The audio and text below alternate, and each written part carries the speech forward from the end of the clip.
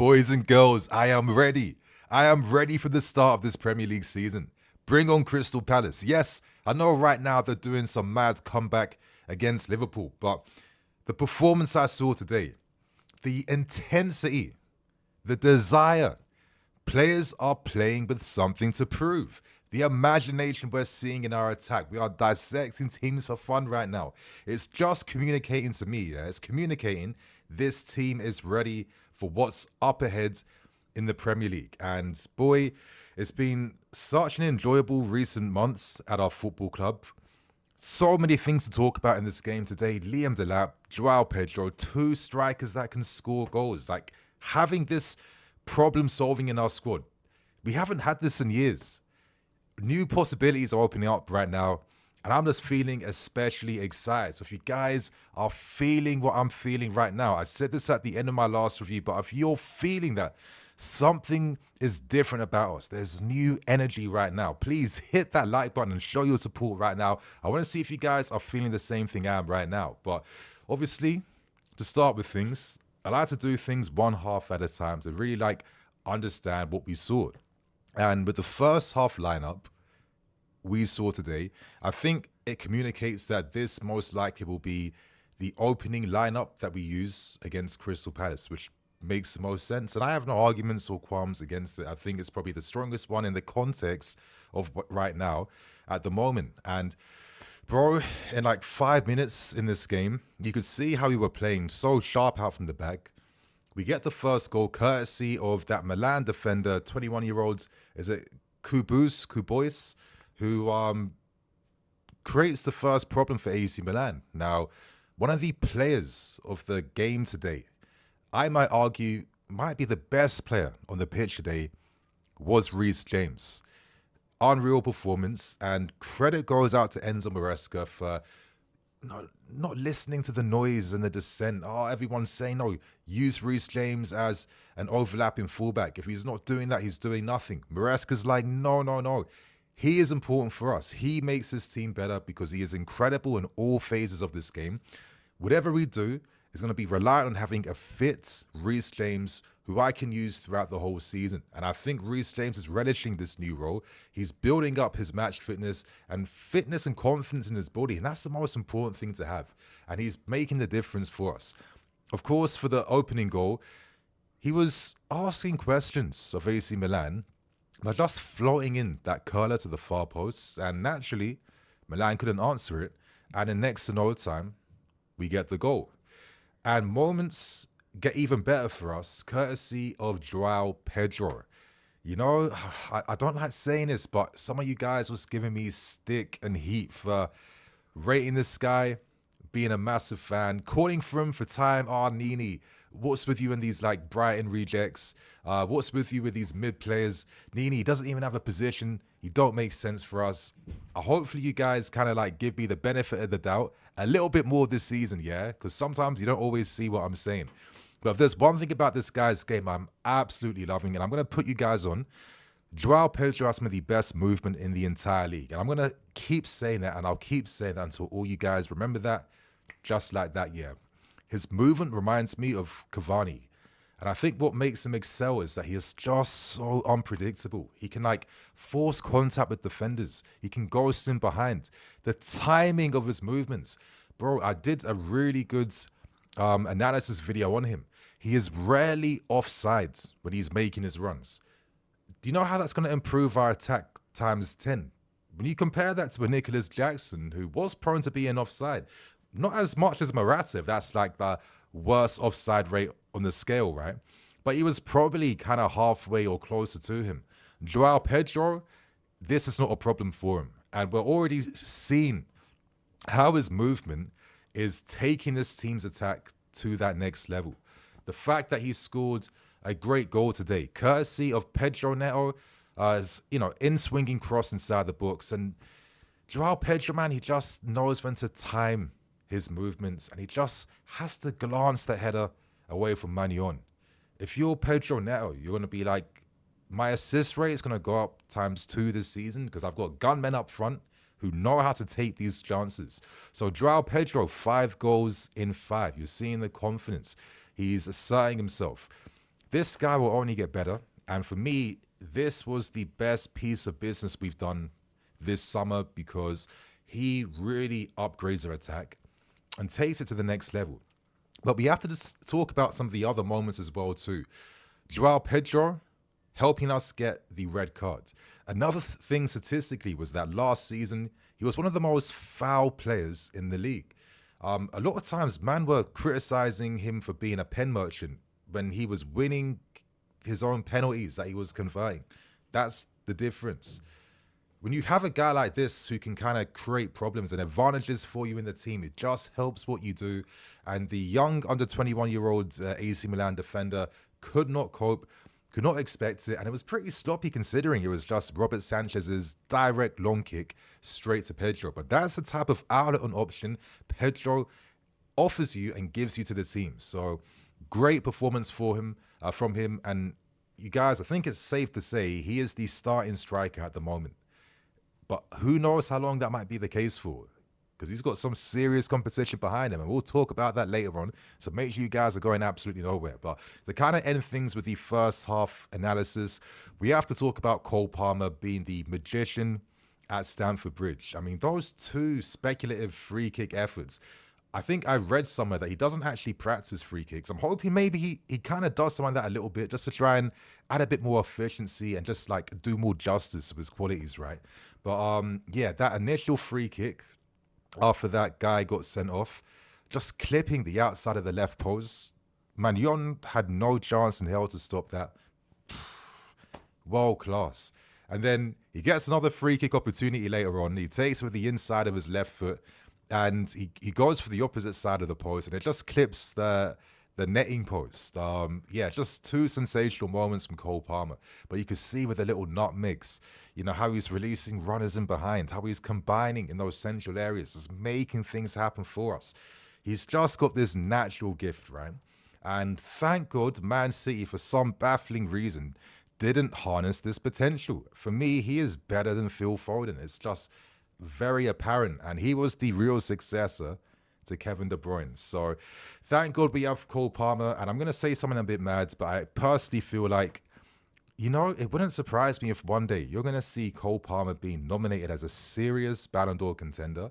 Now we're back in the CL. Now he's like a main part of the England national team squad. Whatever we do in Europe or internationally, that's going to elevate how Palmer's seen in the game. The guy is a sensational, sensational player.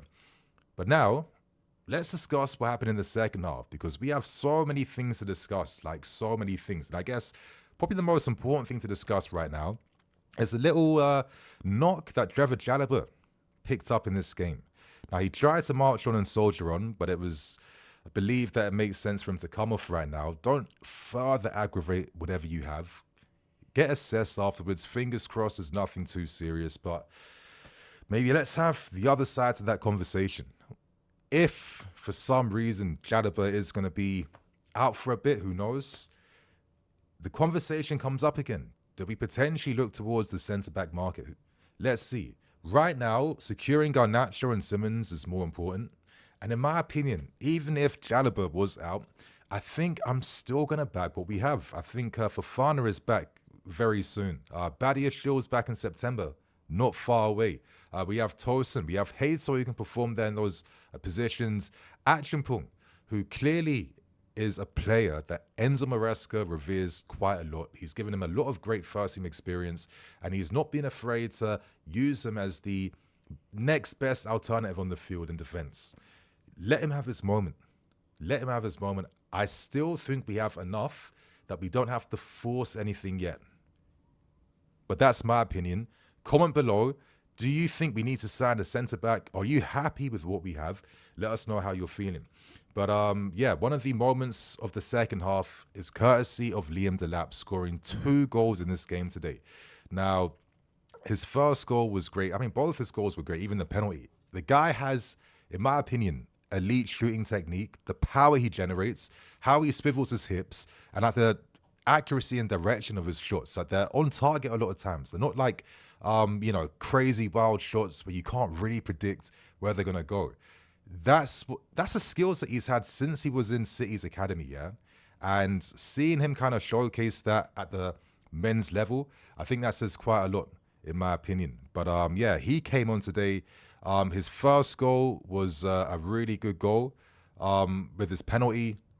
Great from Esteval Willian winning that penalty. And I'll talk about Esteval later on. But then the second goal, like the final action of the second half, superb play from Andre Santos. You know, he's close to Liam Dilap. I love the disguise. He opens his body up at the last minute to play a first-time pass into the feet of Liam Dilap. And Dilap doesn't have to take another touch. He doesn't have to force that. That was like an issue with Nico Jackson sometimes, to set himself up properly to shoot. He was quite inconsistent with that skill. That is not a worry with Liam Dilap. Now, I saw the reaction of Joao Pedro off the bench, being happy for his teammate, of course. You know, he's scoring, you want to support him. But the part of me was feeling, you're happy because you got like 3-4 goals over this guy's head, yeah? If you didn't have that over his head, I don't think you'd be grinning as hard as you are right now. And I think that is the beautiful thing we're going to have from having two strikers who want to be number one, competing and fighting for that number one spot. Competition like this only just brings the best out of each other. That is the reality. And this is maybe something we should have had for a long time. And I still stand by this.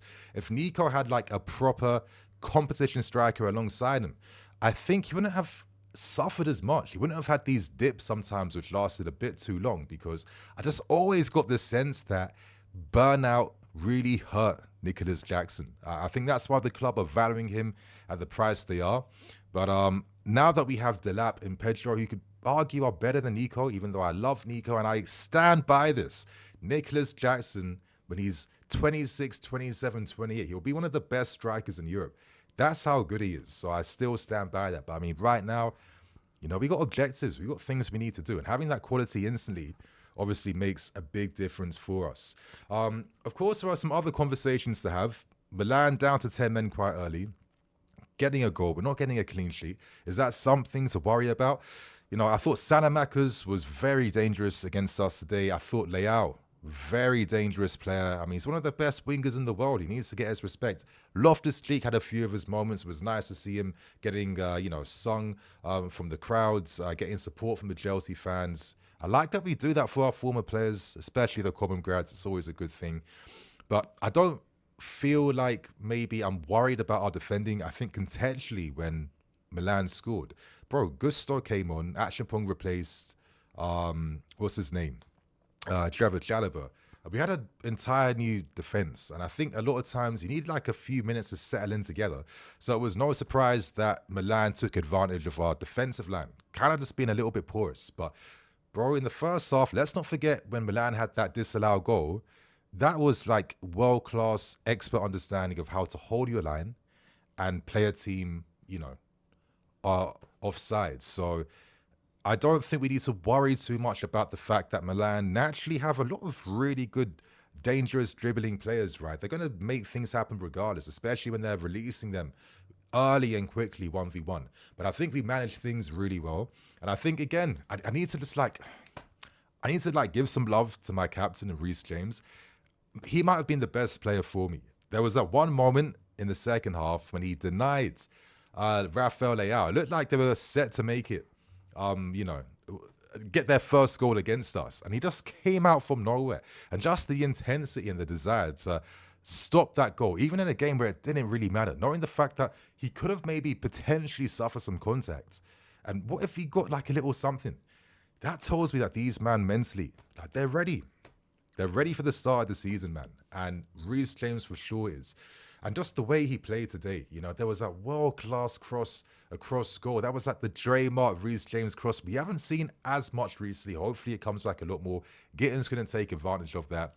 Obviously, he helped get us the first goal.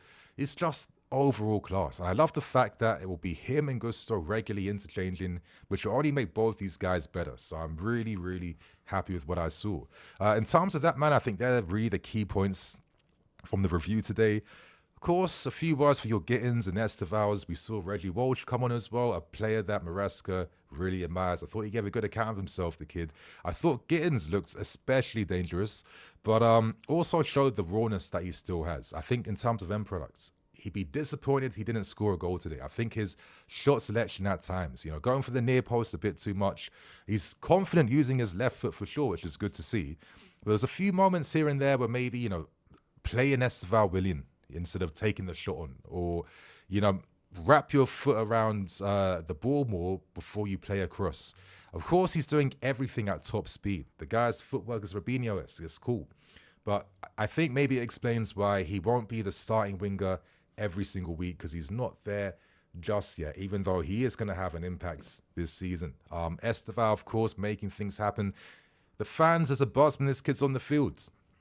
That moment when he came inside to rocket a low-driven effort shot against Banyon, the power he generates at top speed from barely any backlift is a very impressive skill. And he just doesn't play like he's 18. Of course, he wins us a pen.